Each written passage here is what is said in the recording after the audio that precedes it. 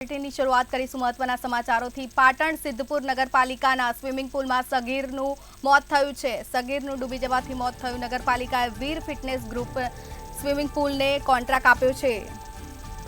4 મિત્રો સ્વિમિંગ પૂલમાં નહાવા જતા તે સમયે સગીર પાણીમાં ડૂબી જતા તેનું મોત નીપજ્યું છે। 16 વર્ષના અફવાન કુરેશીનું પાણીમાં ડૂબી જવાથી મોત નીપજ્યું છે। રાજકોટ અગ્નિકાંડ બાદ કોન્ટ્રાક્ટરને પાલિકાએ બંધ કરવા નોટિસ આપી હતી, પરંતુ વધુ એક ઘટના સામે આવી છે, જેમાં સ્વિમિંગ પૂલમાં યુવકનું ડૂબી જવાથી મોત નીપજ્યું છે। નોટિસની ઉપરવટ જઈ વીર ફિટનેસ ગ્રુપ સ્વિમિંગ પૂલ ચાલુ રાખવામાં આવ્યો હતો। ફિટનેસ ગ્રુપના સંચાલકોની લાપરવાહીને લઈ વધુ એક સગીરનું મોત થયું છે।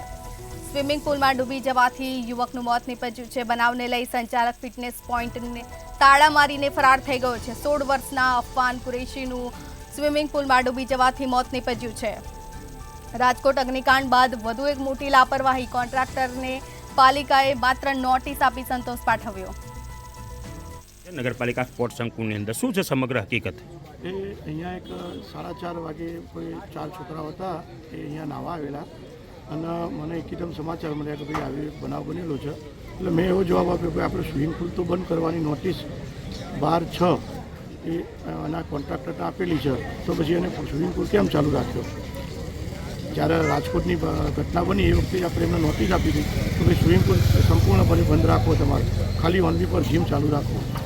તેમ છતાં ચાલુ રાખ્યું હતું? તેમ છતાં ચાલુ રાખ્યું છે। હવે તો આ બાબતે નગરપાલિકા શું એક્શન આના ઉપર લેવું પડશે? નગરપાલિકાએ તો નોટિસ આપેલી છે એમને તો ભાઈ આ જે બનાવ બન્યો તો એ પછી તમે આ જગ્યાએ સ્વિમિંગ પૂલ બંધ રાખજો, કારણ કે આપણને સરકારે ગાઈડલાઈન આપી હતી તો સ્વિમિંગ પૂલ છે ને એ બધું બંધ રખાવજો। એના કારણે આપણે તાત્કાલિક નોટિસ પાર્ટીને આપેલી છે, જીમના માલિકને। આપનું નામ? રશ્મિન જીતેન્દ્ર કુમાર દવે, સિદ્ધપુર નગરપાલિકા કારોબારી છે।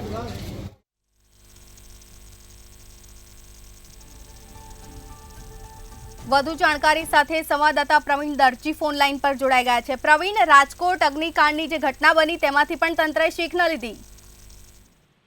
ચોક્કસ જો જણાવતો જે રાજકોટમાં જે ઘટના બની હતી તેનું પૂર્ણાગમન સિદ્ધપુરમાં થઈ રહ્યું હોય તેવું ઘટના જોવા મળી છે, કારણ કે સિદ્ધપુર શહેરમાં આવેલ જે નગરપાલિકા નિર્મિત કોન્ટ્રાક્ટર દ્વારા સંચાલિત સંકુલ છે, જેમાં સ્વિમિંગ પૂલમાં નાહવા પડેલા એક કિશોરનું ડૂબી જવાના કારણે મોત નીપજ્યું છે, જેને લઈને સમગ્ર શહેર પંથકમાં ઘેરા શોકની લાગણી ફેલાઈ જવા પામી છે।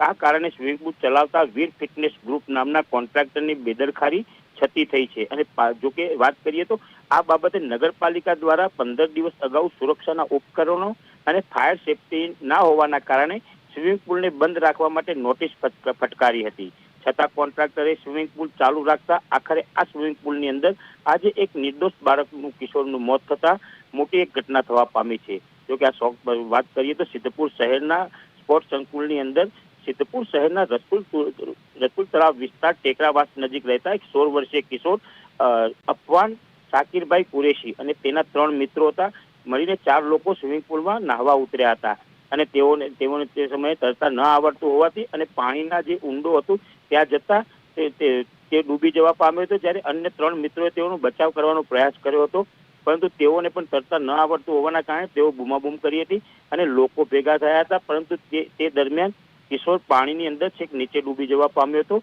અને જેના કારણે તેનું મોત થયું હતું। જોકે આ ઘટના બનતા જ તાત્કાલિક નગરપાલિકાના કારોબારીના ચેરમેન છે રશ્મિનભાઈ દવે, તેઓ દોડી આવ્યા હતા અને સ્વિમિંગ પૂલમાંથી તરવૈયાઓના દ્વારા તેઓને બહાર કાઢી અને નજીકની ખાનગી હોસ્પિટલ ખાતે લઈ ગયા હતા, પરંતુ ત્યાં તબિયત દ્વારા તેને મૃત જાહેર કરવામાં આવ્યો હતો અને આ ઘટનાને લઈને હાલમાં કિશોરનું પીએમ કરાવી અને આગળની કાર્યવાહી હાથ ધરવામાં આવી છે। જી બિલકુલ, તમામ જાણકારી બદલ આભાર આપનો।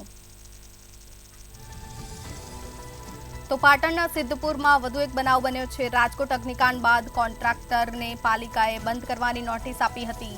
રાજકોટ અગ્નિકાંડ બાદ પણ સિદ્ધપુર નગરપાલિકાએ શીખ ન લીધી। સ્વિમિંગ પૂલમાં સગીરનું ડૂબી જવાથી મોત નીપજ્યું છે। નગરપાલિકાએ વીર ફિટનેસ ગ્રુપને સ્વિમિંગ પૂલનો કોન્ટ્રાક્ટ આપ્યો હતો। સંચાલકો ફિટનેસ ગ્રુપને તાળા મારી ફરાર થઈ ગયા છે।